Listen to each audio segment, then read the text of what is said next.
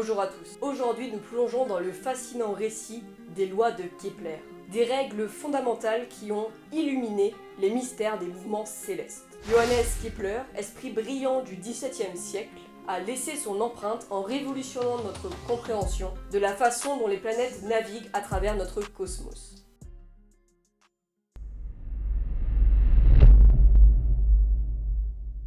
Aux côtés de son mentor Tycho Brahe, un astronome danois, Kepler a établi ses lois de manière empirique à partir d'observations, de relevés astronomiques minutieux et de mesures des positions des planètes très précises effectuées justement par son mentor. Minutieuse car en effet, à l'époque, avoir 2 minutes d'arc de précision, c'est plutôt pas mal.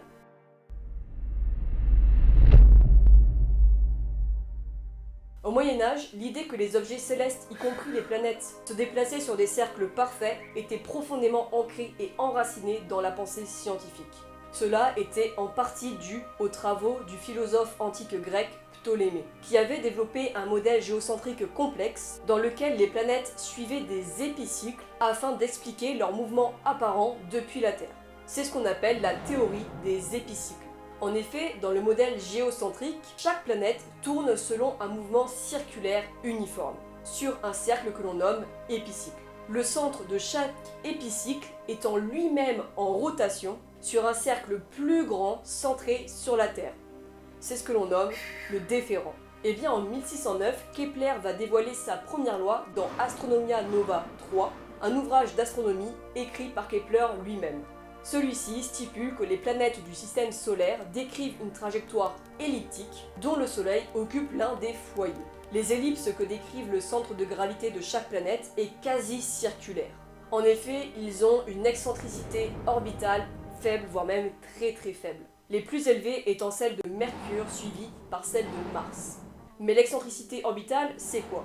C'est une mesure qui indique à quel point une orbite elliptique s'éloigne du cercle parfait. Elle est représentée généralement par la lettre E et est comprise entre 0 et 1 pour une ellipse fermée. Quand elle est égale à 0, c'est un cercle parfait, tandis que lorsqu'elle se rapproche de la valeur 1, l'ellipse fermée devient de plus en plus étirée. Par conséquent, Kepler a mis fin au cercle parfait.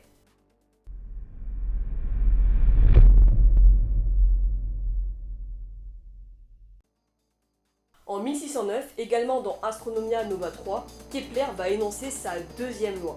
Donc si on note S le Soleil et M un point appartenant à une planète, alors le segment SM balaye des aires égales en temps égaux, confirmant ainsi la vitesse variable des planètes le long de leur orbite. Car en effet, la vitesse des planètes sur leur orbite n'est pas constante. Par conséquent, la vitesse d'une planète qui se trouve proche du Soleil voit sa vitesse augmenter, donc quand elle se trouve proche de la périhélie, et sa vitesse se retrouve alors beaucoup moins élevée quand elle s'éloigne du Soleil, donc quand elle s'approche de l'aphélie. Cette loi permet donc de mettre en lumière le lien étroit entre vitesse orbitale d'une planète et sa distance par rapport au Soleil. Elle a donc des implications importantes pour la compréhension des forces qui règnent sur les mouvements célestes. Kepler écrira donc: une chose est certaine, du Soleil émane une force qui saisit la planète.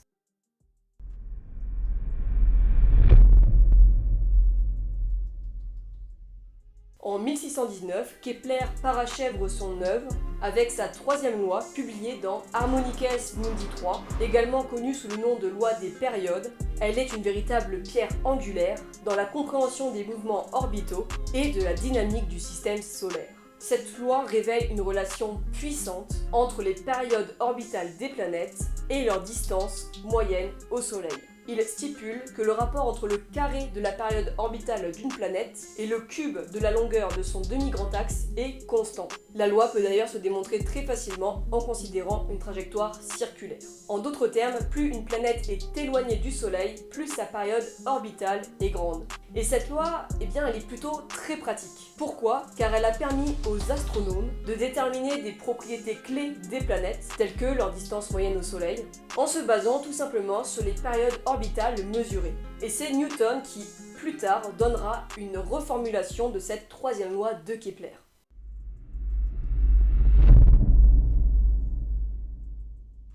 Les lois de Kepler naissent de la confrontation entre les observations de Brahe et l'analyse très minutieuse de Kepler. Kepler, doté d'une perspicacité exceptionnelle, a totalement bouleversé le statu quo en abandonnant le modèle géocentrique et les cercles parfaits au profit des ellipses pour mieux coller à la réalité. En effet, lorsque Kepler a entrepris d'analyser les données astronomiques de son mentor, il s'est confronté à une réalité qui remet en cause les fondements de l'astronomie de l'époque. Les observations précises de Brahe ne pouvaient pas être expliquées avec les cercles parfaits. Kepler était donc confronté à une énigme. Comment expliquer les variations complexes dans les positions des planètes avec un modèle mathématique qui s'alignait sur les observations de son mentor ? Cela permet de témoigner de la flexibilité de Kepler et son engagement auprès de la vérité scientifique plutôt que d'accepter les conventions de son époque. Mais Kepler ne s'est pas arrêté là. Il a ressenti qu'il devait y avoir une force agissant sur les planètes. Une force qui permettrait de maintenir les orbites elliptiques autour du Soleil et qui guide les planètes dans leur trajectoire, bien que Kepler n'ait pas pu identifier cette force.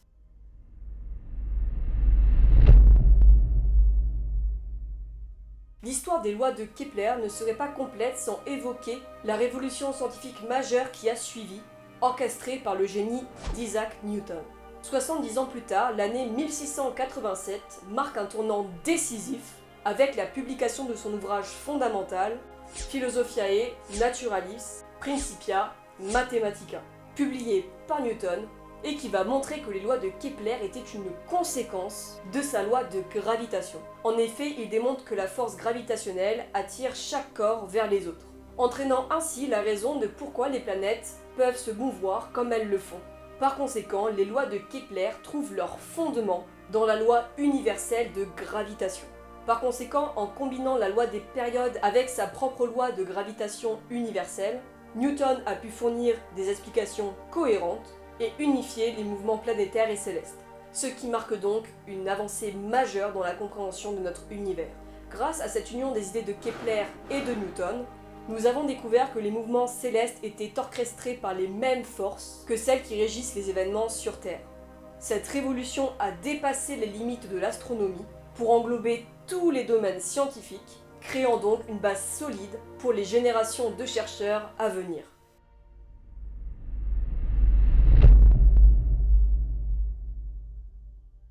Les lois de Kepler sont bien plus qu'un simple héritage historique.